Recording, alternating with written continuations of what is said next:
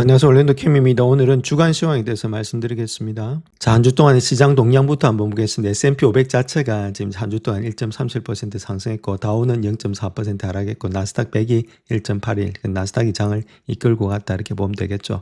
자, 미드캡은 마이너스 0.56, 스몰캡도 좀 마이너스 0.63, 마이크로캡은 1.07로서 좀 많이 하락을 했다. 이렇게 보면 되겠고, 자, YTD 기준으로 봤을 때는 S&P 500이 10.71, 다우가 9.41, 그 다음 나스닥 100이 여전히 18%로서 가장 높게 형성되면서 주가를 이끌어가고 있다 이렇게 보면 되겠죠. 뭐 소형주도 좀 좋은 가운데 있다 이렇게 보시면 되겠습니다. 그래서 나스닥하고 지금 이제 소형주가 장을 이끌고 가고 있다. 자, 그렇게 보시면 되겠죠. 자, 한 주 동안 주가가 많이 올라갔던 것이 테크놀리 쪽이 좀 많이 올라갔다 이렇게 보시면 되겠습니다. 그중에 뭐 인텔하고 마벨 빼고는 거의 다가 상승이 많이 됐다. 자, 브로드컴이 좀 많이 상승했고 엔비디아, AMD 이런 것들 전통적인 반도체 주식들이 많이 좀 상승이 됐다 이렇게 보시면 되겠고, 그다음에 컴퓨터 하드웨어 분야 있죠. 이쪽도 샌디스크, 델, 그다음에 이런 것들 지금은 이제 웨스턴 디지털이라든지 시게이트 이런 것들도 좀 많이 상승이 됐다 이렇게 보시면 되고, 시스코 역시도 좀 상승됐던 한 주였고, 자, 메타가 좀 많이 상승했죠. 14%. 아무래도 경비를 좀 전략하겠다. 테슬라, 아마존 이런 것들도 좀 상승했고, 전반적으로 봤을 때 빅테크 중심으로 조금씩 좀 보합세, 약보합이 좀 일어났고, 엔비디아 이런 것들을 좀 많이 상승했던 근데 한 주였다 이렇게 보시면 되겠죠. 전반적으로 일단은 좀 빨간불이 많았던 것이 S&P 500이었다 이렇게 말씀드립니다. 자, 러셀 같은 경우도 한 주 동안 좀 많이 울긋불긋 많이 했다 이렇게 보면 되는데, 뭐 산업주 이런 것들이 좀 많이 하락이 됐다 이렇게 말씀을 드릴 수 있겠고, 테크놀로지는 좀 왔다 갔다 했다 이렇게 보시면 되는데, 소프트웨어가 그렇게 나쁘진 않았다 이렇게 말씀드릴 수 있겠고, 자, 에너지가 상당히 좋았죠. 아무래도 유가가 좀 많이 급등했던 때 있었다 해서 유가가 급등하다 보니까 전반적으로 아무래도 S&P 500보다는 러셀 지수는 조금 더 하락세라든지 이런 것들이 좀 많이 있었다 이렇게 말씀드립니다. 자, 그다음 또 가치주하고 지금 성장주 봤을 때 가치주 자체가 한 주 동안에 0.12% 정도 상승했고, 성장주가 좀 많이 상승했죠. 2.1%라서. 그래서 YTG 기준에서는 지금 가치주가 8.94, 그다음에 성장주가 12.77로서 역시나 성장주가 아직도 앞서고 있다 이렇게 보시면 되겠고, 월드 에쿼티를 본다면은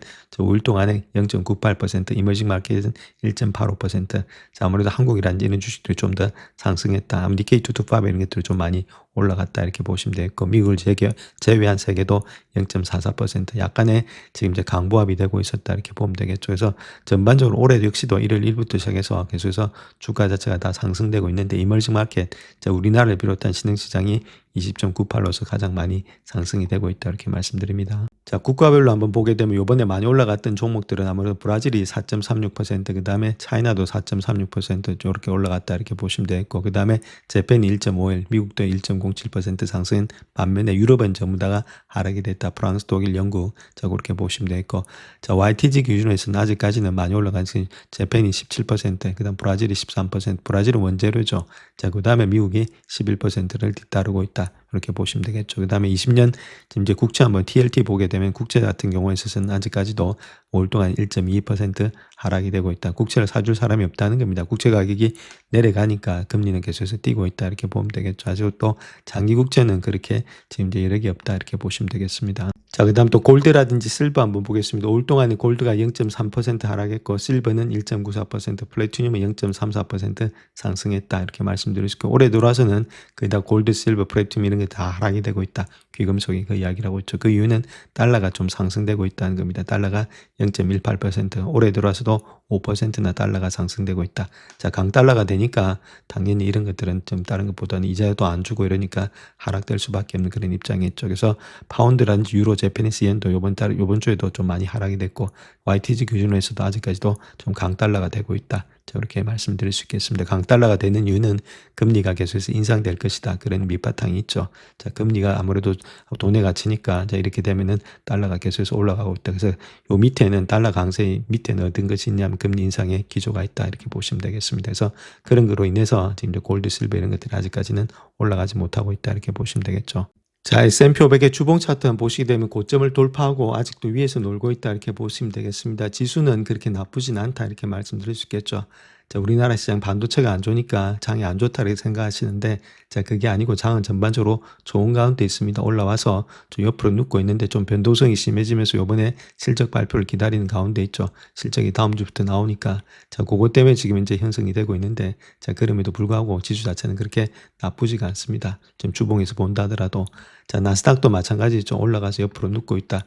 유가 때문에 약간의 눌림목은 있겠지만 아직까지 주가 자체가 그렇게 무너진 것은 아니다. 올라가서 쉬고 있다 이렇게 보시면 되겠죠. 다우 마찬가지입니다. 많이 올라갔죠. 고점을 돌파하면서 가고 있는 가운데 있고, 러셀도 마찬가지입니다. 거의다가 지금 올라가서 약간 쉬든지 이제 변동성이 있는 거지 주가 자체가 그렇게 흘러내리는 장세는 아니다. 자, 그렇게 말씀드립니다. 자, 근데 주봉 차트에서 우리가 봐야 되게 10년물 금리가 아직까지 좀 그렇게 안 내려오고 있다는 거죠. 금리가 만약에 4.5로 갔다가 강하게 돌파한다. 그렇게 했을 때는 주가는 올라가기가 좀 힘들다. 그래서 금리가 얼마만큼 지금 이제 여기서 조금 일단 지금 이제 조정이 되고 있느냐. 자, 그것이 돼야 되겠죠.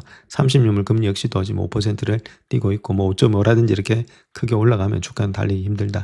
그래서 금리 향방에 따라서 조금 일단 장이 왔다 갔다 할 것이고, 다음 주에 있을 실적, 자, 그런 것들 따라서 시장이 많이 움직인다. 이렇게 보시면 되겠습니다. 자, 다음 반도체 지수 한번 보겠습니다. 반도체 지수가 많이 올라왔죠. 그래서 좀 조정을 받고 있는 거지 그 자체가 떨어졌다 이렇게 보면 안 됩니다. 이게 주봉이죠. 주봉에서 고점 대비해서 내려왔던 폴 본다면은 지금 모습에서 한 17% 정도 내려왔다 이렇게 보시면 되겠고, 뭐 좀 더 하락은 될 수 있습니다. 자, 그럼에도 불구하고 이 자체가 좀 더 하락된다 우리가 매수 관점이지 매도 관점은 아니다. 자, 그렇게 보면 되겠죠. 자, 그런 가운데 이 때문에 20주선이 일단 걸쳐 있고 좀 하락이 된다 하더라도 큰 폭의 하락은 없겠죠. 그래서 20주선 근처 535 그 밑으로 빠진다든지 그렇게 했을 때 우리가 매수 관점이지 매도 관점은 아니다. 자, 그렇게 보시면서 반도체는 많이 올라와서 좀 쉬면서 옆으로 누울 가능성이 있다. 자, 그렇게 보시면 되겠습니다.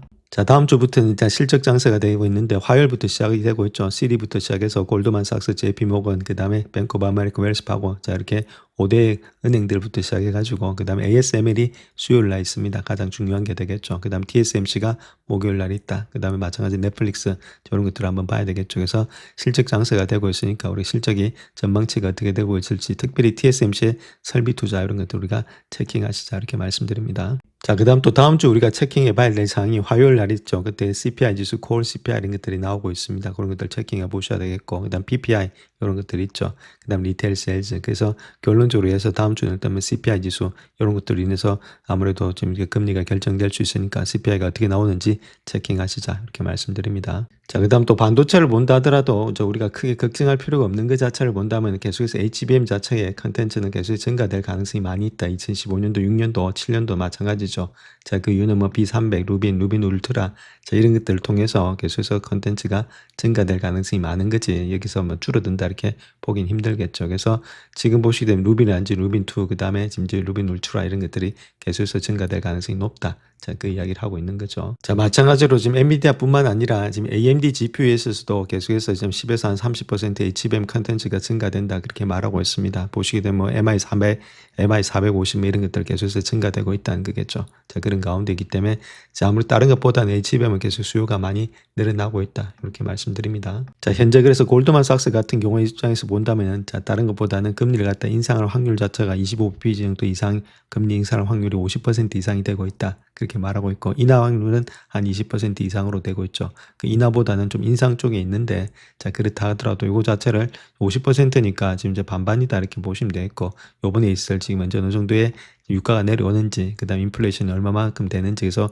요번 주 수요일 날이 좀 중요한 날이 되지, 화요일 수요일이 좀 중요한 날이 되지 않겠나 그렇게 보여집니다. 자, 다음 요 그림을 하나 보시게 되면 요 1월 달부터 5월 달까지 5월 달 이후부터 시작해서 섹터별로 어떻게 로테이션이 되고 있는지 뱅크 오브 아메리카에서 그 이야기를 하고 있는데, 자, 파이낸셜 금융 부분이 6% 하락했던 것이 5월 이후부터 시작해서는 또 많이 올라가면서 9% 상승한, 그래서 토탈로 봤을 때는 3%, 헬스케어는 마이너스 3에서 9% 증가되면서 6% 상승, 그래서 헬스케어 이런 것들이 좀 많이 올라왔죠. 자, 스모캡은 계속해서 15, 그 다음 6%, 21%가 올라가고 있는데, 자, 스모캡 같은 경우에서도 이익이 나는 것들이 가는 거지 이익이 안 나는 것들은 별로 안 간다. 그렇게 보시면 되겠고, 트랜스포테이션 11에서 5, 이또 계속해서 상승이 되고 있고, 자, 그 다음에 가치주 있죠. 가치주는 많이 올라갔다가 요번에 좀 조금은 올라가는 모양이 있다. 9% 정도. 그 다음에 이제 성장주가 11% 올라갔던 것이 요번에 좀 많이 떨어졌죠. 그럼에도 불구하고 10% 정도 올라가고 있고, 그 다음에 일단 자유소비자 이런 게 4%니까 뭐 또이또이가 되고 있다. 이렇게 보시면 되고, 세마이컨덕터들이 가장 많이 올라왔습니다. 1월부터 5월까지. 그랬다 하다가 지금 5월달 이후부터 시작해서 약간의 시들는 그런 모양이죠. 48%는 올라왔으니까 5% 하락이니까 아직도 43%나 증가되고 있다는 겁니다. 그러니까 조정이 좀 더 받을 수도 있다. 이렇게 보시면 되겠죠. 테크주 마찬가지죠. 29% 올라갔다가 5% 조정. 그래도 24%가 증가되고 있다. 그래서 지금 잘 나가고 있는 것은 역시나 세마이컨덕터 분야다. 에너지주는 17% 상승했다. 6% 하락, 11% 상승되고 있고, 그 다음에 지금 이제 커뮤니케이션 서비스 32% 상승했다. 6% 하락, 26% 정도 상승되고 있다. 전반적으로 세마이가 반도체가 많이 올라왔기 때문에 43%나 증가되고 있기 때문에 약간 더 조정도 있을 수 있다. 그렇게 보시면 되겠죠. 자, 먼저 전쟁 상황부터 한번 보겠습니다. 미국의 국방부는 이란의 호르무즈 해협 컨테이너선 공격에 대한 보복으로 이란에 대한 공습을 시작했다. 자, 그렇게 말을 하고 있고, 미군의 중부 사령부는 성명을 통해서 이란에 대한 세 번째 공습을 시작했다. 그렇게 밝히고 있죠. 자, 미 중부 사령부는 이번 공습이 호르무즈 해협을 통과하던 컨테이너선을 공격한 이란에 대한 보복 조치다. 자, 그렇게 말하고 있고, 이란의 국영 통신사에 따르면은 이란의 혁명 수비대는 모든 성방의 통일을 갖다가 추 공지가 있을 때까지 금지하겠다. 자, 또다시 일단 호르무즈가 좀 봉쇄가 되는 거 아니냐. 자, 그 이야기를 하고 있습니다. 자, 현재 미국의 국방부 장관이죠. 피터 헤그세스가 이야기했던 내용을 보게 되면 이란은 잘못된 선택을 했고 그들은 대가를 치르고 있다. 자, 그렇게 이야기를 한 후에 미국의 중부사령부가 이란의 혁명수비대가 호르무즈 해협을 통과하던 키프로스의 국적 컨테이너선 MVGFS의 갤럭시호를 갖다 노골적으로 공격한 데 대한 대응으로 이번 주에 이란에 대한 세 번째 공습을 시작했다. 그렇게 말하고 있고, 선박에는 민간인 승무원이 탑승하고 있었다. 자, 그렇게 이야기를 하고 있습니다. 자, 그렇다면 그런 근본적인 문제가 어디 있느냐? 그렇게 했을 때 양의 각서가 해협을 통과하는 선박 통행 관리와 관련해서 합의에 도달하지 못했다. 그 이야기를 하고 있죠. 제대로 된 계약이 안 됐다. 그 말입니다. 트럼프는 트럼프대로 이야기하고 있고 이란은 이란대로 이야기하고 있다. 자, 결론 합의 없이 이런 것들이 일어났기 때문에 이런 문제가 일어나고 있다. 자기들 주장만 하고 있다. 이렇게 보면 되겠죠. 자, 그렇다면 시간이 쉽게 끝나진 않는다. 이렇게 보시면 되겠습니다. 자, 그와 더불어서 미국은 이란의 호르무즈 해협을 갖다 봉쇄하는 가운데 이란 군사 목표물 140곳을 공격했다. 자, 그렇게 밝히고 있죠. 자, 그래서 미국이 이란이 호르무즈 해협의 상선을 공격했다. 자, 그렇게 비난한 후에 3일 동안에 진행된 작전에서 공격한 목표물 수가 300곳이 넘었다. 자, 그렇게 밝히고 있죠. 자, 이란 역시도 이에 대한 대응으로서 걸프 지역 전역의 군사 목표를 공격했다. 그렇게 말하고 있고, 혁명수비대는 요르단의 군사기지에 있는 지휘통제센터 드론의 극락교를 파괴했고, 쿠웨이트의 미국 레이지 기지를 공격했다. 그래도 오만의 항공모함 지원이라든지 급유 플랫폼을 공격했고, 카탈라의 전투기 장비센터, 정비센터라든지 지휘시설을 타격했다. 그렇게 이야기를 하고 있죠. 자, 그다음 마쿠에 지금 현재 외교적인 노력도 있다 이렇게 말하고 있는데, 이란의 외무장관, 그다음에 오만의 외무장관이 만나서 뭐 여러 가지 이야기하고 있다 이렇게 말하고 있는데, 중요한 건 트럼프겠죠. 트럼프가 일단 전쟁 자체를 완전히 여기서 해서 끝낸다 이렇게 보지는 않고 있고, 항상 토요일 날, 금요일 날 그렇게 일단 공격했다가 월요일 되면 또 시장을 또 달래는 그런 입장이 있죠. 자기도 지금 이제 정치를 해야 되니까 아무래도 다른 것보다는 요번에 선거를 있기 때문에 함부로 이걸 갖다 완전히 큰 폭으로 해서 이란을 갖다 박살낸다. 자, 그렇게 보지는 않고 있죠. 자, 그럼에도 불구하고 시간이 가면 갈수록 자기한테 불리해진다. 이렇게 보시면 되겠죠. 그러니까 중요한 것 자체가 유가가 그래서 큰 폭으로 여기서부터 뭐 80불, 뭐 90불 갖다 돌파하면서 올라간다. 자, 그렇게 보지는 않고 있기 때문에 그렇지 않는 한 주가 자체가 물론 플랫하면서 옆으로 갈 수는 있겠지만 기업의 이익에 따라서 완전히 이것 때문에 석유 때문에 시장 자체가 폭락한다. 자, 그렇게 보기는 좀 힘들지 않겠나 그렇게 보여집니다. 자, 그렇다면 유가의 움직임이 가장 중요하겠죠. 70불대가 일단 저점이다 이렇게 봤을 때, 자, 그렇다면 현재의 고점은 어디 되느냐? 자, 그게 문제겠죠. 그 1차로 본다면은 고점 같은 경우에 있어서는 적어도 한 80불대가 되지 않겠는가? 자, 그렇게 볼 수 있겠고, 80불대를 넘어서게 되면은 85불대까지 한번 봐야 된다. 저렇게 보면 되겠죠. 요 안에서 왔다 갔다 할 가능성이 좀 많이 있는데, 또 극적인 타결이 된다면은 아무래도 좀 내려가겠죠. 근데 트럼프 입장에서 본다면은 이걸 갖다 계속해서 끌고 가지 못하겠죠. 중간 선거가 있으니까.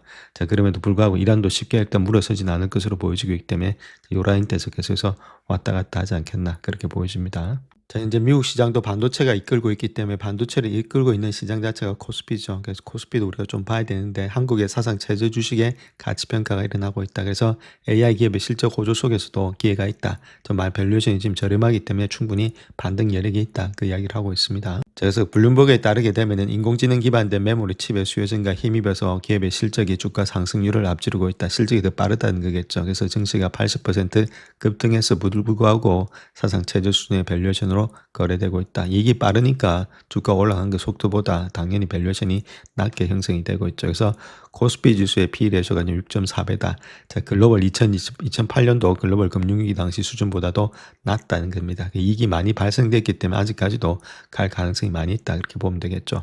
그래서 지수 구성 종목들의 컨센서스의 실적 전망치, 그러니까 어닝 리비전 이런 것들이 17개월 연속으로 상승세를 보이고 있다. 그런 데는 삼성전자, SK 하이닉스의 실적이 이런 것들이 상승세를 견인하고 있다. 자, 그렇게 보시면 되겠고, 자, 이번에 시장의 상승세는 기업의 가치 상승세보다 예상보다 강력한 실적의 성장에 힘입은 바가 크다. 배수로 간 게 아니고 지금 이제 요거는 일단 이익으로 갔다 그렇게 보시면 되겠고, 그래서 분석가들은 코스피 올해 주당 순이익이 170% 증가할 것으로 예상이 되고 있다. 이는 블룸버그가 2006년부터 관련 데이터를 집계하기 시작한 이후에 최대 연간의 증가폭이 되고 있다. 그렇게 이야기를 하고 있죠. 또한 한국 증시를 봤을 때는 여러 글로벌 시장을 능가하는 성과를 보였음에도 불구하고 여전히 동종 업계 대비해서는 크게 저평가되어 있다는 것들. 그래서 코스피의 선행 P/E 레이쇼가 대만의 지금 이제 타이엑스 지수의 3분의 1 수준이다. 그래서 일부 투자가들에게는 아직도 매력적인 진입 시점이다. 자, 그 이야기를 하고 있습니다. 자, 그렇다고 해서 모든 사람들 자체가 가치평가의 격차가 해소될 것이라고 확신하는 것은 아니다. 또 다르게 보는 시각도 있다는 거겠죠. 그래서 일부 시장 참여자들은 AI 기반의 메모리 칩의 수요 증가 급증이 업계의 전통적인 호황과 불황 주기를 넘어서서 지속될 수 있을지에 대해서 투자자들이 여전히 회의적이다. 그러니까 요거 자체가 조금 사이클 아니냐. 자, 그렇게 보는 사람도 있다는 거겠죠. 또 다른 사람들은 하이퍼스케일러 기술 기업들이 비용의 최적화를 추구함에 따라서 메모리 가격의 상승이 결국은 수요를 위축시킬 수 있다. 이렇게 말하고 있죠. 그래서 너무 지금 이제 메모리 가격이 올라가 버리니까 실질적으로 구매하고자 하는 빅테크들이 구매 안 하겠다. 자, 그렇게 할 수도 있다는 것들. 그 추가적인 또 위험 요소로는 삼성전자, SK 하이닉스의 생산 능력의 확대로 인해서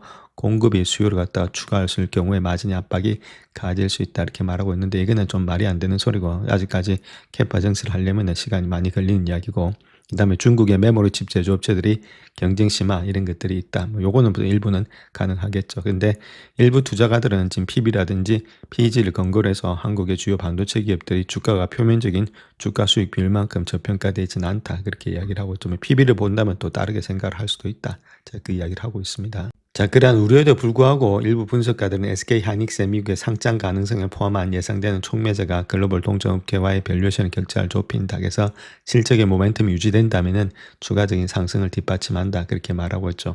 지금 현재 삼성전자하고 SK 하이닉스 본주하고 지금 ADR하고 약간의 차이가 있죠.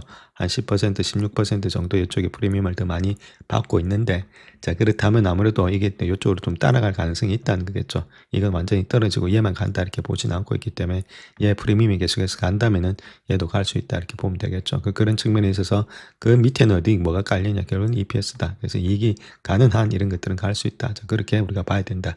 그 이야기를 하고 있습니다. 자, 그래서 SK 하이닉스의 지금 이제 매출이 있죠. 그래서 그걸 한번 보시게 되면 계속해서 올라간다는 UBS 자료인데, 이렇게 한번 보시게 되면 2016년도부터 시작해가지고 7년도, 8년도 되면 조금씩 더 많이 가고 있죠. 그래서 매출의 증감 자체가 2010년도에서 2017년도 넘어갈 때는 많이 올라가다가 그 다음 매출의 증감이 조금은 꺾이고 있죠.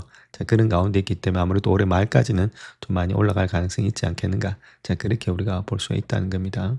자, 그래서 이 장표 하나 보시면 뱅크 오브 아메리카 자료인데 클라우드의 캐펙스 전망치를 나타나고 있는 겁니다. 그래서 지금 저 구글, 마이크로소프트, 아마존, 메탈, 오라클 5개 업종들이 거의 39,000에서 45,000, 53,000에서 2010년도, 7년도, 8년도가 늘어난다는 이야기가 되겠죠. 이 정도로. 자, 그 정도로 늘어나는데 그게 지금 이제 탑5의 퍼센트 본다면 81, 35, 13. 그러니까 요번에 많이 늘어났다가 2017년도에만 35%, 2018년도에만 13%로 좀 줄어들지 않겠는가 그렇게 볼 수가 있겠죠. 그럼에도 불구하고 2010년도까지는 계속해서 많은 캐펙스가 일어날 것이고 2017년도 역시도 뭐 35%는 나쁘지 않다. 그래서 성장률은 조금은 꺾이고 있다. 자, 그렇게 우리가 보시면 되겠습니다. 자, SK 하이닉스의 상장으로 인해서 마이크론과의 격차가 많이 좁혀지고 있고, 그로 인해서 한국 주식이 훨씬 더 나은 투자처가 되고 있다 이렇게 말하고 있죠. 이건 번역이 좀 잘못된 거고, 그래서 SK 하이닉스의 미국 상장으로서 경쟁사인 마이크론 테크놀로지와 시총이 격차가 좁아지게 됐다. 그래서 신규 상장 주식 SK 하이닉스가 여전히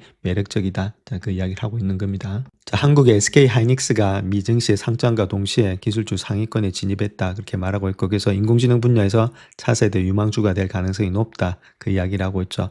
메모리 칩의 제조 대기업인 이 회사 자체가 나스닥 글로벌 마켓에서 260억 달러 규모의 미국의 예탁증권을 상장했고, 시총이 1조 달러 넘는 기업이 미 증시에 추가되었다. 그래서 ADR 상장의 사상 최대 규모가 되고 있다 그렇게 말하고 있죠. 그래서 미국 투자가들은 고성능 기재를 찾기 위해서 국내 기업을 살펴볼 필요가 없다. 그래서 지난 12개월 동안에 600% 이상 상승한 주식이 고평가된 것처럼 보일 수 있겠지만은 아직까지도 SK 하이닉스에 대해서 투자 이유는 분명하다.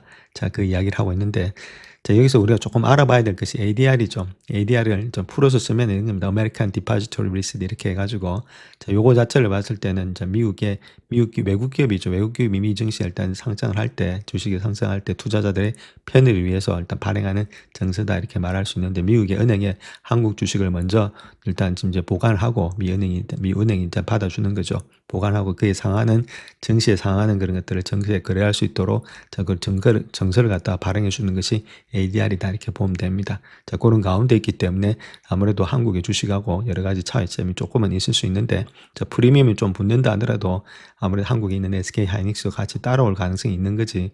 여기서 뭐 거리를 많이 격차를 펴서 얘들 팔고 얘들 다시 사면서 뭐 아비트레이지 거래를 통해서 엄청나게 수익을 보기 때문에 한국 주식이 폭락을 한다.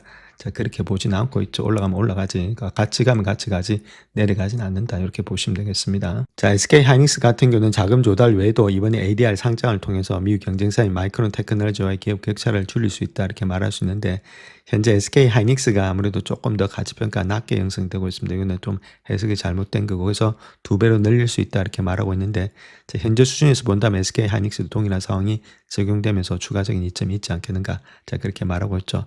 자, 이제 목요일에 ADR의 가격을 주당 149달러로 책정하면서 금요일에 170달러에 거래가 되었죠. 그러니까 여전히 이 마이크론에 대비해서도 이것이 상당히 할인된 가격이다. 그렇게 말을 하고 있고, 그래 지금 이제 그래서 SK 하이닉스가 마이크론에 비해서 갖는 이점은 한 문장으로 요약할 수 있는데, 규모가 더 크다는 것들, 가격이 더 저렴하고 세계에서 가장 중요한 엔비디아와의 더 긴밀한 관계를 맺고 있는 것이 SK 하이닉스다. 그래서 마이크론보다 훨씬 더 좋다는 이야기가 되겠죠.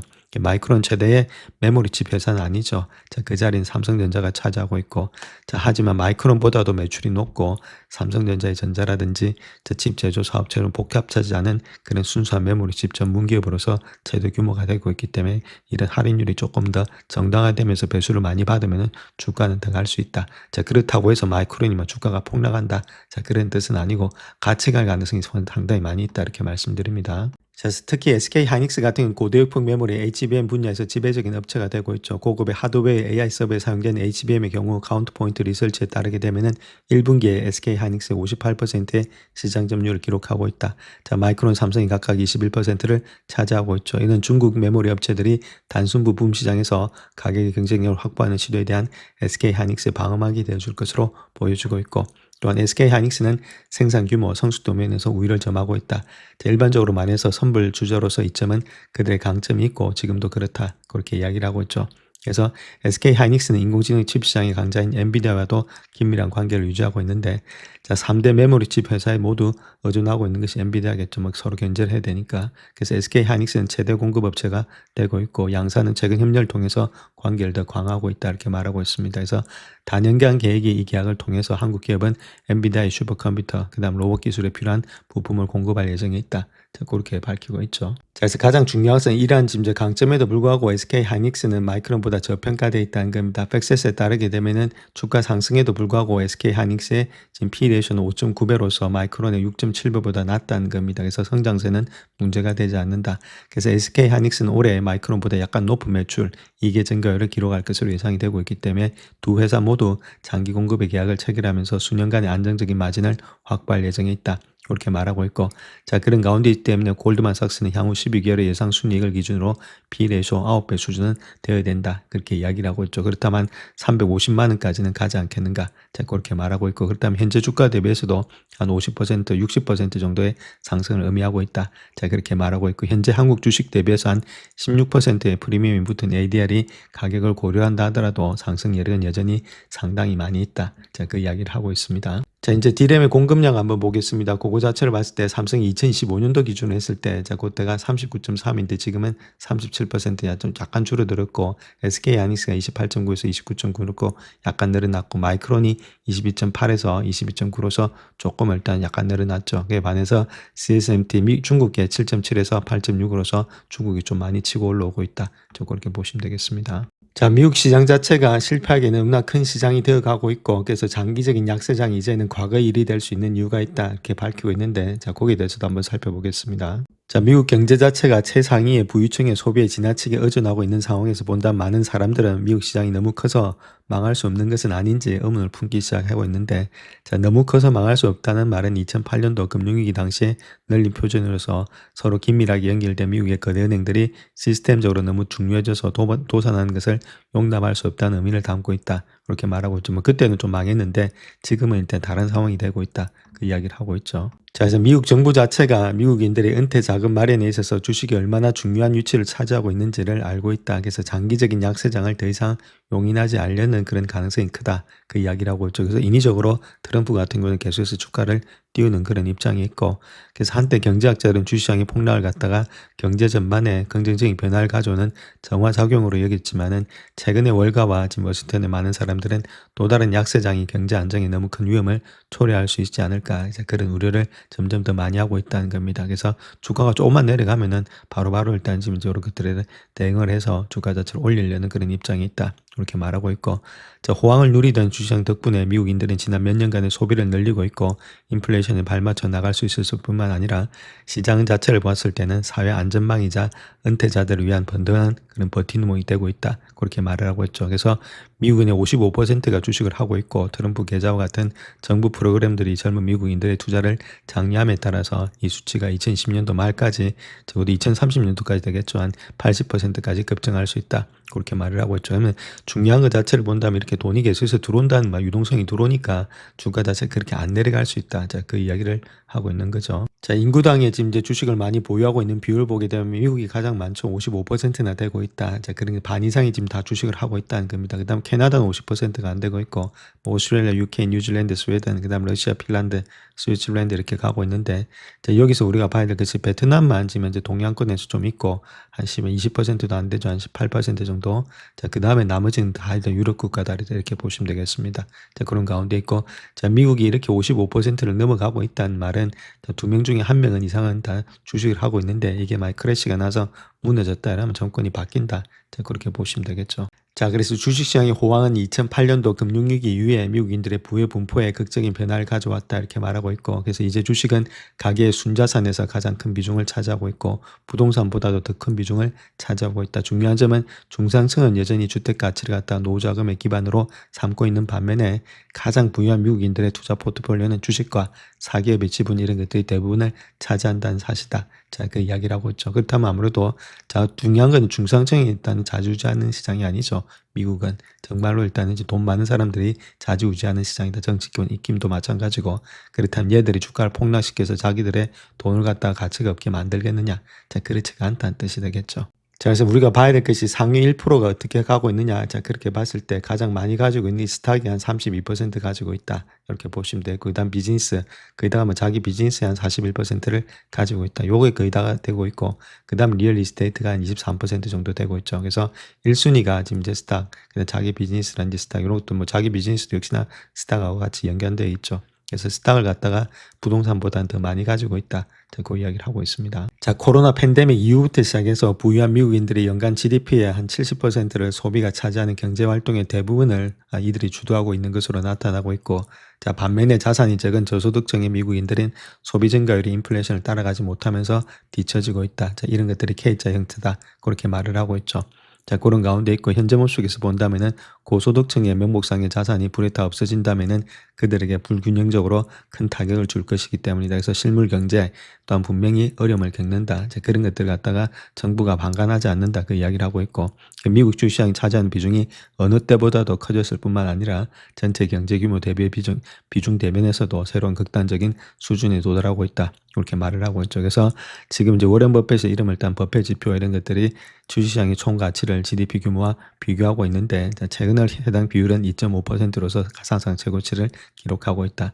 자, 그만큼 시장 규모가 많이 커지고 있다. 그 이야기를 하고 있는 거죠. 자, 그래서 버핏 지수가 이만큼 많이 늘어나고 있다. 2.5%나 늘어나고 있다. 자, 그 이야기를 하고 있는 거죠. 아무래도 미국의 시장의 총 가치를 갖다가 연간 GDP 규모와 비교해 봤을 때, 자, 이 정도를 차지하고 있다. 자, 그렇다면은 상당히 많이 지금 이제 시장 자체가 GDP에서 차지하는 비율이 높아지고 있다. 그렇게 보시면 되겠죠.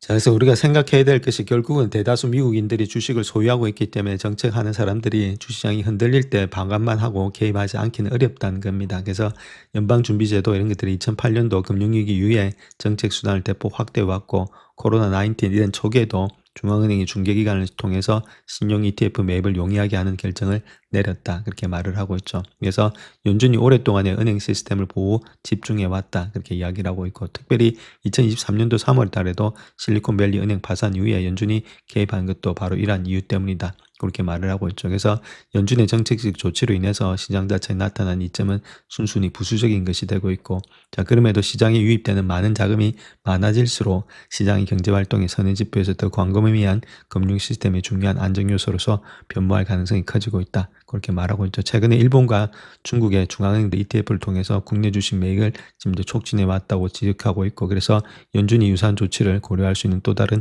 이유가 되고 있다. 전 세계적으로 계속해서 자금이 또 들어오고 있다.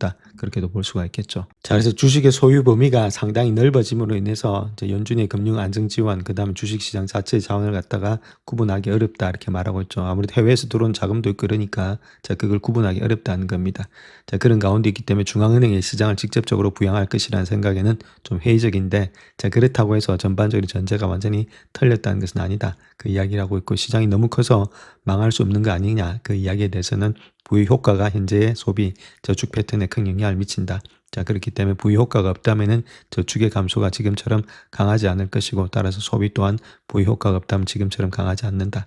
자, 그래서 지금 현재 수년간의 연준의 자료에 따르게 되면 소비자의 가처분 소득 이런 것들이 자산의 증가와 함께 늘어난 반면에 저축률은 하락을 했다. 이렇게 말하고 있죠. 그래서 자산의 증가가 소비 촉진에 어떻게 기여했는지를 보여주는 그런 가장 명확한 지표 중에 하나가 되고 있다. 그렇게 말을 하고 있죠. 간섭을 안 할 것 같은데 안 할 수 없는 그런 입장에 있다. 자, 그렇게 연준이 그렇게 말을 하고 있습니다. 자, 다음 순자산이 가처분 소득에서 차지하는 비율이 되고 있죠. 그러니까 가처분 소득이라는 말은 다 떼고 남은 돈을 말하고 있습니다. 자, 그런 것들이 가치 증가되고 있다. 이렇게 보면 되겠죠. 그래서 자산의 증가, 가처분의 소득의 좀 증가가 같이 일어나고 있다. 이렇게 보시면 되겠죠. 자, 소비자의 중요성도 있겠지만 미 정부가 시장을 보호해야 될 또 다른 동기가 있다는 거죠. 그 이유는 미국과 중국이 인공지능 패턴을 놓고 경쟁하면서 첨단 기술은 점점 더 국가안보 문제로 대두되고 있는데, 자, 아무래도 트럼프 기간 동안에 백악관은 인텔 지분을 인수를 하고 있죠. 자, 그와 더불어서 또 기토를 관련된 기업들도 인수를 하고 있다. 그래서 오픈 AI는 현재 정부 지분의 5%를 양도하는 방안까지 제한되고 있다는 겁니다. 자, 그런 가운데이기 때문에 이런 것들이 인공지능 기술에 대한 우려를 완화하기 위해서 정부가 다른 대형의 미국의 AI 기업들의 지분도 비슷한 수준으로 인수할 것을 제안하고 있다. 그렇게 말을 하고 있습니다. 그래서 만약에 주식시장이 불안해지면서 오픈 AI 같은 기업들이 위협받을 경우는 연방정부가 구제금융을 제공할 수도 있을 것이다. 그렇게 말하고 있고, 오픈 AI는 기업 공개를 통해서 수십억 달러를 조달할 것으로 예상이 되고 있는데, 자, 최근에 보도에 따르면 상장 시기를 내년으로 연기하는 방안을 또 검토하고 있죠. 이런 것들을 다 방어해 줄 가능성이 있는 것이 미 정부다. 이렇게 바라볼 수가 있겠죠. 그 이유는 지금 중국하고 미국하고 경쟁 관계에 있기 때문이다. 그 이야기를 하고 있습니다. 자, 그래서 만약에 오픈 AI 같은 경우가 있어서 2030년도나 그때 가서 이익이 발생되는데, 자, 그렇다면 그렇게 심각한 위기에 처한 기업들을 미 정부가 지원을 한다는 겁니다. 그 대가로 이제 지분을 요구한다는 거겠죠. 그래서 이들 기업의 성공에는 국가 안보적인 측면도 있다. 그래서 지분을 인수해서 회사를 키워가지고 그걸 통해 또 국부를 갖다 이익을 발전시킬 수 있으니까, 자, 그런 식으로 했을 땐 주가가 그렇게 쉽게 떨어지기가 쉽지가 않다. 그 이야기를 하고 있는 겁니다. 자, 다음 도이치뱅크 같은 경우는 달러의 장기적인 흐름에 대해서 세 가지 핵심 사항을 제시했다. 그렇게 밝히고 있는데, 자, 그 내용에 대해서도 한번 살펴보겠습니다. 자, 도이치뱅크에서 이야기하고 있는 내용을 보게 되면 글로벌 자본의 흐름에 구조적인 변화가 좀 일어나고 있는데 그것이 기술 혁신, 지정학적 요인 이런 것들이 미 달러의 장기 전망을 재편하고 있다. 그 이야기를 하고 있습니다. 그래서 가장 큰 변화 중에 하나가 미국의 대외적자 해소 방법인데 자, 지정학적 긴장이 고조되고 있는 가운데 미 국채 수요는 약화되고 있다. 미국 국채를 안 사주죠. 국채를 안 사주니까 채권의 가격이 떨어지면서 금리는 계속해서 치솟고 있다. 그래서 쉽게 금리가 안 내려온다. 그 이야기를 하고 있습니다. 그에 반해서 어떤 미국의 기술 기업에 대한 투자는 글로벌 투자자들의 상당한 자금을 유입하고 있다. 국채적인 안전자산 안 사는데 이거는 주식 있죠. 이런 것들은 계속 사고 있다는 겁니다. 아무래도 이쪽이 더 많은 이익이 많이 나타날 것으로 보고 있으니까 그렇게 되겠고 그래서 달러 표시 국채 정부 매입의 감소, 사모펀드 유입의 증가 이런 것들로 인해서 괴리가 사상 최고 수준이다. 자, 그렇게 이야기를 하고 있죠. 그러다 보니까 달러가 전통적인 준비금의 수요보다는 위험에 민감한 자본에 더욱더 의존하게 되고 있다. 지금 달러가 있는 것이 달러를 사고 있는 측이 어디냐면은 기술기업에 투자하는 측이니까 조금 더 위험에 민감한 자본이 되고 있겠죠. 그래서 이번 회의에서는 미국과 아시아에서 나타난 대조적인 추세도 조명이 되고 있는데 미국 서부 해안 투자자들 같은 경우에 있어서는 블록체인 기술, 토큰화 이런 것들에 토큰에 좀 많이 집중하고 있는데 자, 미국의 금융자산 투자의 장벽을 더욱더 낮출 수 있는 잠재력이 있다. 그렇게 이야기를 하고 있죠. 또한 아시아에서도 마찬가지로 중국이 위안화의 국제적인 사용 확대를 위해서 노력을 많이 관심을 집중하고 있는데 자, 이런 것들은 서구 시장에서는 여전히 제대로 된 평가를 받지 못하는 추세에 있다. 미국이나 유럽 시장에서는 뭐 위안에 대해서는 크게 문제를 안 받고 있다. 그렇게 말하고 있죠. 그래서 이런 두 가지 발전 모두 향후 몇 년 동안은 글로벌 자본 흐름에 재편할 가능성이 많이 있다. 자, 그런 식으로 이야기를 하고 있습니다. 자, 또한 이 보고서에서 본다면 아시아가 세계에서 가장 저평가된 통화가 많은 지역이죠. 당연히 한국, 일본 마찬가지입니다. 중국도. 그래서 평가 모델에서 가장 저렴한 10개 통화 중에서 6개가 주요 산업의 경제국에 포함되는 이 지역에 있다. 그렇게 이야기를 하고 있고 자, 유럽 같은 경우는 지정학적 압력이 커짐에 따라서 중국은 지역 외환 시장에서 중요한 역할을 계속해서 수행할 것으로 예상되고 있고 일본 같은 경우에는 투자자들이 정부의 산업, 재정, 경제 정책에 대한 엔화의 반응을 예의주시하면서 좀 불확실성이 커지고 있는 실정이다. 그렇게 이야기를 하고 있습니다. 자, 그래서 우리가 한번 알아봐야 될 것이 US 제페니스 엔이 있는데 저 왼쪽에 있는 것이 기본 통화고 오른쪽에 있는 보조입니다. 또 통화상을 말할 때는 근데 이거는 지금 160을 넘어섰다는 이야기가 되겠죠. 상당히 지금 이제 달러가 강하다 이렇게 보시면 되는데 약간 꺾이는 건 가운데 있지만은 이렇게 나타나는 이유는 결론적으로 구조적인 변화다 이렇게 말하고 있고 달러의 움직임이 전통적인 요인만 의존하기보다는 이제는 글로벌 자금 흐름에 더욱더 주의를 기울여야 된다. 자, 글로벌 자금 흐름이란 말은 아까 말씀드렸듯이 사모펀드 이런 데로 돈이 많이 들어온다. 즉 말해서 주식을 사기 위해서는 많이 들어오는데 국채를 사기 위해서는 들어오지는 않고 있죠. 결론적으로 이야기해서 아무래도 자본을 달러로 바꿔가지고 들어와야 되는데 주식을 사기 위해서는 그렇다면은 쉽게 이렇게 무너지지는 않는다죠. 달러의 강세가 그러니까 약세가 완전히 돼가지고 100m로 달러 지수가 완전히 뭐 90m로 이렇게 가지는 않는다는 겁니다. 그래서 플랫 내지는 계속해서 강세가 될 가능성이 있다 이렇게 보시면 되겠죠. 저 그런 가운데 있고 중요한 거는 주식을 매입하기 위해서 계속해서 자금은 들어올 가능성이 많이 있다. 자, 그렇게 보시면 되겠습니다. 자, 인공지능 자체가 미국의 인플레이션에 영향을 좀 미치고 있다는데 자, 거기에 대해서도 한번 살펴보겠습니다. 자, 그래서 CIBC 캐피탈에 따르게 되면 미국의 인플레이션을 줄이기보다는 인공지능 자체가 오히려 부추기고 있다 이렇게 말하고 있고 현재의 투자붐은 2010년도까지는 연간 인플레이션의 0.4%를 갖다가 추가할 것으로 추정이 되고 있다. 그렇게 말하고 있죠. 그래서 인공지능으로 인해서 널리 기대되는 생산성 향상 이런 것들이 나중에 나타날 가능성은 높지만은 필요한 인프라 구축 비용 이런 것들이 이미 가격에 반영이 되고 있다. 그렇게 이야기를 하고 있죠. 그래서 가장 중요한 인플레이션에 직접적인 영향을 미치는 요인에서는 데이터 센터, 컴퓨터 장비, 전력 생산에 대한 투자 급증 그런 것들이 되고 있고 반도체, 소프트웨어, 건축자재, 운송 서비스, 전력에 대한 수요의 증가로 인해서 정보 처리 장비라든지 공급요금 가격 이런 것들이 과거 평균치를 넘어서고 있다. 이런 것들이 인플레이션을 이제 주범으로 하고 있다. 그 이야기를 하고 있죠. 그래서 5월 현재로 본다 하더라도 이러한 구성 요소만으로도 PC 이렇게 미국의 개인 소비 지출의 인플레이션이 0.3포인트가 추가될 것으로 추산되고 있고 아직까지는 일단 공식 데이터에는 완전히 반영되지 않았다. 그 이야기를 하고 있죠. 그래서 인공지능이 장비의 비용 상승 외에도 경제 전반의 활성화를 촉진을 하고 있는데 정보기술, 그 다음에 소프트웨어 연구개발, 데이터 센터 건설에 대한 투자는 2020년도 실질 GDP 성장률의 0.4%를 기여할 것으로 예상이 되고 있고 자, 이러한 인공지능 관련 주식으로 창출된 부의 증가 이런 것들도 소비자 지출 증가를 통해서 추가로 0.2포인트는 경제 성장률을 끌어올릴 것으로 예상이 되고 있다. 그래서 미 경제 성장의 거의 한 30%가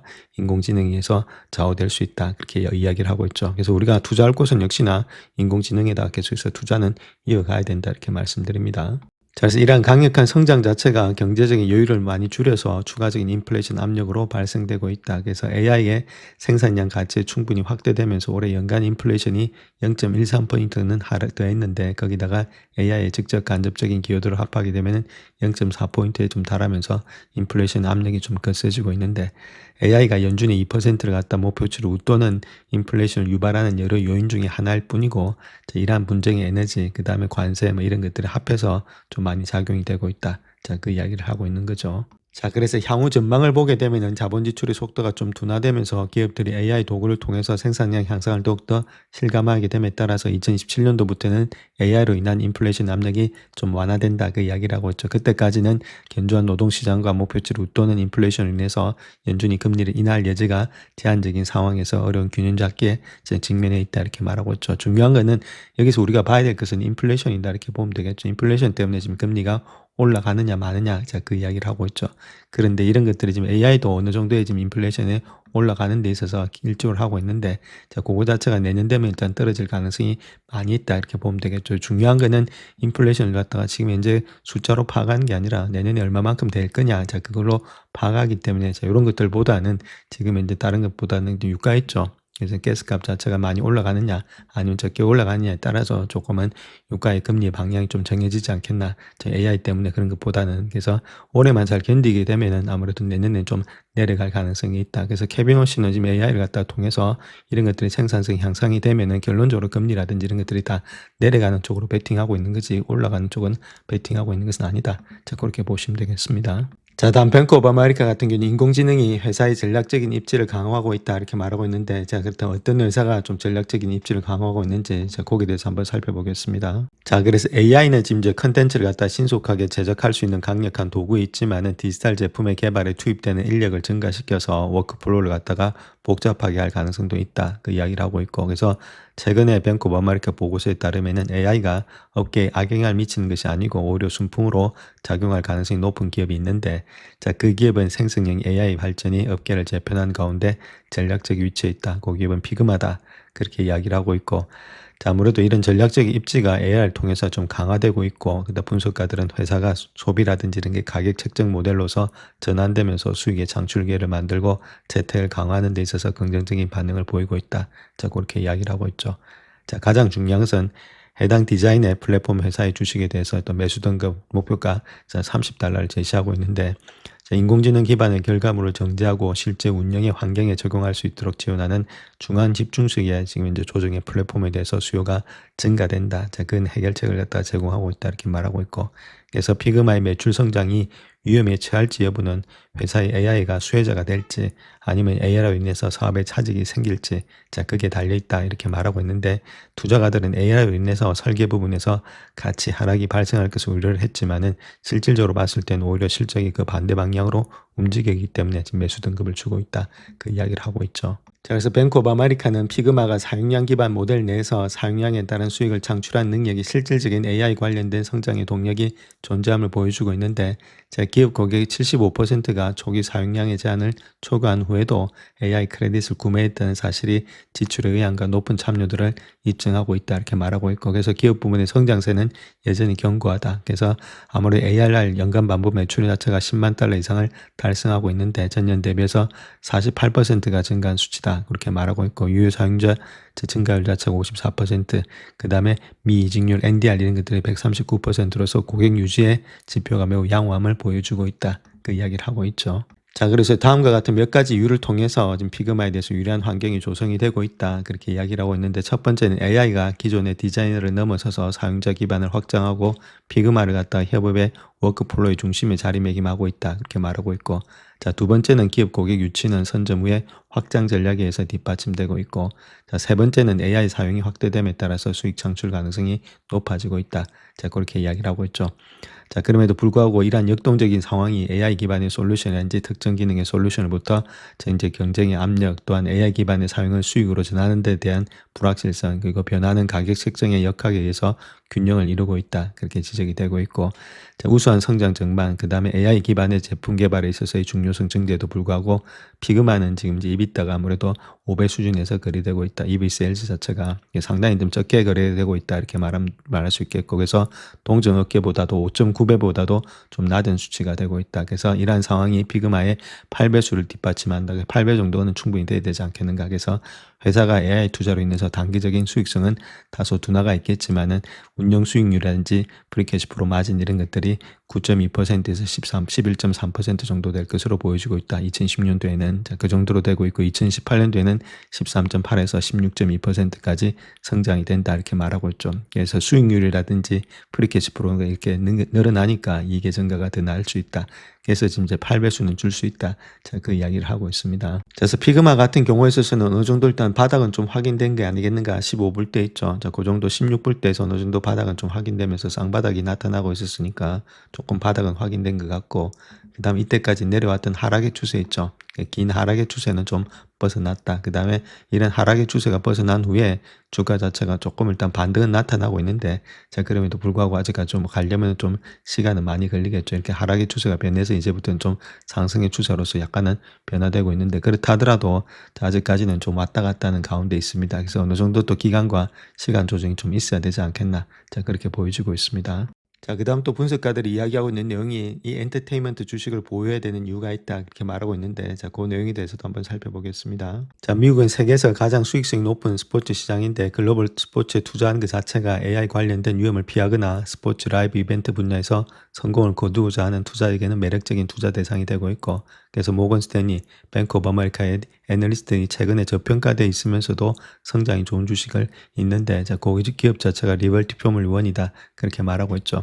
리버티라고 부르겠습니다. 리버티는 모건 스탠리에서 비중 확대, $120의 목표 주가, 뱅크 오브 아메리카에서도 마찬가지로 $105에서 $115로 상향 조정, 자, 그렇게 이야기를 하고 있는데, 자, 리버티와 이제 모건 스탠리가 경영지간에 회의를 했다는 거겠죠. 그래서 F1이라는 스포츠가 여전히 시장 침투율과 수익화 수준이 낮다는 확신이 더욱더 강해지고 있다. 그런 가운데 때문에 해당 주식이 좀 저평가되고 있음에도 보유 지분이 부족하다. 그렇게 믿고 있죠. 그래서 이 스포츠 자체가 8억 명이 넘는 팬과 1억 2,500만 명이 넘는 소셜미디어의 팔로워를 보유하고 있다. 그래서 매년 한 10% 이상은 증가되고 있고, 그중에 40%가 여전히 35세 미만이다. 그래서 이 스포츠의 팬층이 매우 적극적이기 때문에 스포츠에 대한 호감도가 두 자리 숫자의 성장을 보여주고 있다.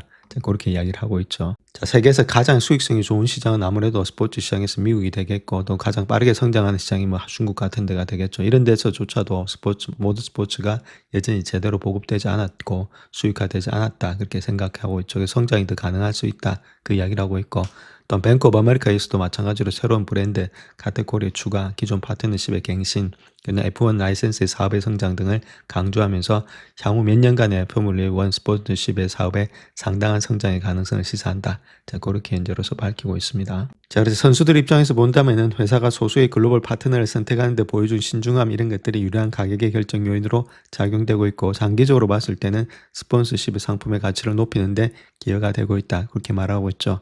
자, 또 마찬가지로 다른 것보다는 뱅크 오브 아메리카는 라이센싱을 갖다 매력적인 장기적인 브랜드, 그 다음 수익 창출의 기회로 보고 있다. 그래서 키캣이라든지 바렐라 등 같은 파트너십을 통해서 F1의 인지도를 새롭게 하고 젊은 고객층으로서 확장하는 동시에 추가적인 수익원을 창출할 수 있다. 그렇게 이야기를 하고 있죠.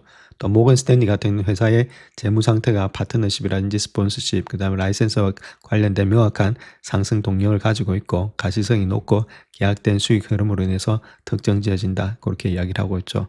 자, 물론 지금 이제 시청률의 측정을 통해서 여전히 복잡하지만은 이런 것들 자체가 지금 FW1K의 애플의 파트너십 이런 것들이 더 젊고 여성의 시청자층을 갖다 스포츠로 끌어들이는데 도움이 되고 있다. 그렇게 말하고 있고, 또 미국에서 처음으로 방송된 해에 애플 TV의 시청률이 ESPN보다 더 높았다는 점을 지적하고 있다. 그렇게 이야기를 하고 있죠. 그래서 모건 스탠리 같은 경우에는 FW1K가 지금 이제 아마존, 넷플릭스, 그다음 DAZ과 같은 스트리밍 서비스 업체와 파트너십을 맺을 가능성이 높다 그렇게 말하고 있고, 영국 내 판권의 갱신은 탄탄하면서 독일에서도 갱신도 낙관적으로 전망이 되고 있다 그렇게 이야기를 하고 있죠. 또한 뱅크 오브 아메리카 모건 스탠리는 F1을 갖다가 규모가 크고 성장하는 팬층을 보유한 스포츠로 보고 있기 때문에 확실하고 지속 가능한 비즈니스 모델을 가지고 있다 그렇게 평가되고 있고, 자 그로 인해서 파트너십, 스폰서십의 수요가 지금 공급을 훨씬 더 초과하는 그런 상황이 있다. 그러니까 주가는 더 갈 수 있다. 그 이야기를 하고 있습니다. 자, 다음 뱅크 오브 아메리카들은 실적 발표를 앞두고 또 이 주식들을 매수 추천한다 그렇게 밝히고 있는데, 자, 그 내용에 대해서도 한번 살펴보겠습니다. 자, 그 첫 번째 회사가 스포티파이다 이렇게 말하고 있는데, 8월 초에 발표될 스트리밍 회사의 실적 보고서를 앞두고 낙관적인 전망을 내놓고 있다 이렇게 말하고 있고, 2010년도 2분기 실적은 주요 성과 지표 전반에 걸쳐서 안정적인 추세를 반영할 것으로 확신이 되면서 외환시장 여풍 완화에 힘입어서 분기 매출의 성장률을 가속화할 것으로 예상이 되고 있다 이렇게 말하고 있죠. 그래서 뱅크 오브 아메리카는 최근에 스포티파이의 투자자들의 행사를 통해서 더욱 확신을 갖게 되었지만, 이제는 실행력을 좀 지켜봐야 된다. 자, 그렇게 말하고 있고, 자, 발표된 AI 등급 등 그다음에 더욱 폭넓은 수익 창출의 가능성, 그리고 다양한 참여 유도 수단 이런 것들이 장기적인 기회를 보여주고 있다. 그 이야기를 하고 있죠. 그래서 스포티파이 이런 것들도 한번 보자. 그 이야기를 하고 있습니다. 자, 그다음 또 IBM이다 이렇게 말하고 있는데, 최근에 실적 발표를 앞두고 목표 주가를 주당 315에서 330달러로 상향 조정한다 그렇게 이야기를 하고 있고, 컴플루언트 인수로 인해서 소프트웨어 트렌드가 더욱더 강화될 것으로 예상이 되고 있다 그 이야기를 하고 있죠. 자, 컴플루언트와의 시너지 효과 가속화, 그다음 소프트웨어의 전략이라든지 스토리지 인프라 부분의 강력한 성장세가 상승세를 갖다 성장이 상승세를 견인할 것이다 그렇게 이야기를 하고 있죠. 그래서 IBM이 지금 이제 고마진의 소프트웨어 사업 이런 것들 확장하면서 강력한 프리 캐시플로우, 그다음에 양자 컴퓨팅을 통한 다양한 기회를 창출하고 있기 때문에 매수를 일단 권장한다 그 이야기를 하고 있습니다. 자, 그 다음 또 봐야 될 종목이 도이치뱅크다 그렇게 이야기를 하고 있는데, 자, 아무래도 독일의 금융 대기업 주식을 계속해서 보유할 거다, 자, 그렇게 이야기를 하고 있고, 특별히 매출이 4% 정도 증가했지만 순이익은 전년 동기 대비해서 한 2% 감소할 것으로 예상이 되고 있는데, 이는 전략적인 투자, 프라이빗 뱅크의 구조적인 조정 비용, 그 다음 지속적인 채용으로 인한 비용 증가 때문이다 그렇게 말하고 있고, 자, 그럼에도 불구하고 지금 회사의 투자은행 부분에 매출 증가와 같은 긍정적인 측면을 기대하고 있고, 예금 증가세도 여전히 견조하다 그렇게 말하고 있죠. 그래서 목표 주가를 지금 38달러에서 39달러로 상향 조정한다. 상당히 일단 매력적인 그런 지금 현재 장세에 있다 이렇게 말하고 있고, 그래서 유럽에서 가장 매력적인 재평가 기회 중에 하나가 되고 있는 것이 도이치뱅크다 그 이야기를 하고 있습니다. 자, 그 다음 또 봐야 될 종목이 그랩이다 이렇게 말하고 있고, 그랩 역시도 매수 의견을 제시하고 있고, 모빌리티 배송 사업에서 수익성을 바탕으로 매출의 성장에 집중할 수 있는 좋은 위치에 있다 이렇게 말하고 있고, 슈퍼앱으로서의 그랩은 다양한 사용 사례를 걸쳐서 고객 확보 비용을 분산하고 활용할 수 있다 이렇게 말하고 있죠. 그래서 그랩의 슈퍼앱의 선순환 구조를 통해서 생태계를 통해 사업 부분 전반에 걸쳐서 시너지를 창출함으로써 경쟁 우위를 확보할 수 있도록 해주고 있다. 그랩도 봐야 된다 그 이야기를 하고 있습니다. 자, 그 다음 또 봐야 될 종목 중에 하나가 페라리다 이렇게 말하고 있는데, 여전히 주가가 좀 저평가되어 있는지, 자, 그걸 한번 체킹해 봐야 된다 그 이야기를 하고 있죠.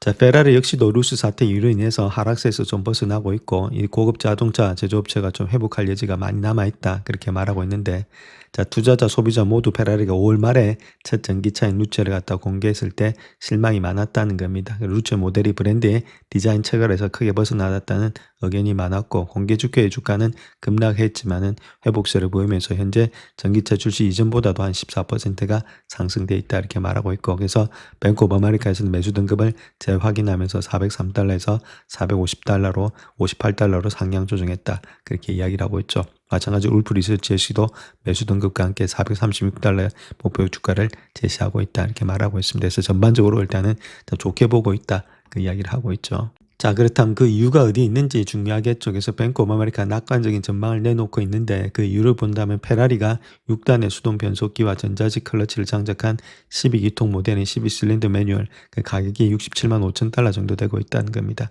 이런 것들이 공개한 이후에 나왔다는 거겠죠.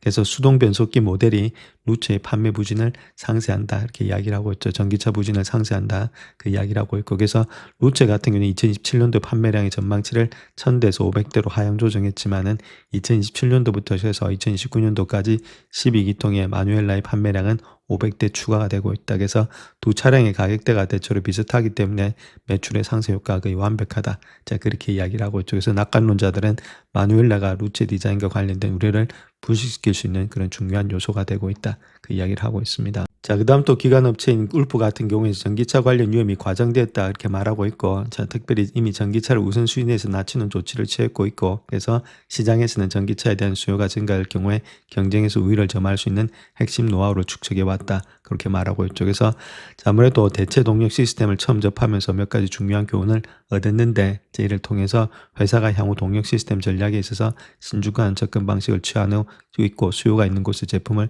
공급할 것이라는 확신을 갖게 되었다. 자, 그렇게 말을 하고 있죠. 그래서 앞으로 전망을 본다면은 현재 전환기는 페라리가 2027년도에 신모델 출시의 판매량, 그다음 수익률이 증가하면서 급속한 성장을 이룰 수 있도록 발판을 마련해 줄 거다. 자, 그렇게 이야기를 하고 있습니다. 그래서 결론적으로 이야기해서 이탈리아 자동차 제조업체들은 아무래도 보수적인 예측을 갖다가 뒷받침해 왔다 그렇게 말하고 있고, 회사가 기대치를 많이 낮추고 실제 실적은 더 좋게 내놓는 경향이 많이 있다는 것을 알게 되었다. 원래도 이렇게 하고 있는데 좀 더 보수적이라는 거겠죠. 그래서 코로나19를 제외하게 되면 레이스는 초기에 예상치를 꾸준히 상회하는 결과를 내놓고 있다. 큰 문제 없이 주가 반등이 여력에 있다 그 이야기를 하고 있습니다. 영상을 끝까지 시청해 주셔서 감사합니다. 영상이 도움이 되셨다면 구독과 좋아요 부탁드립니다. 감사합니다.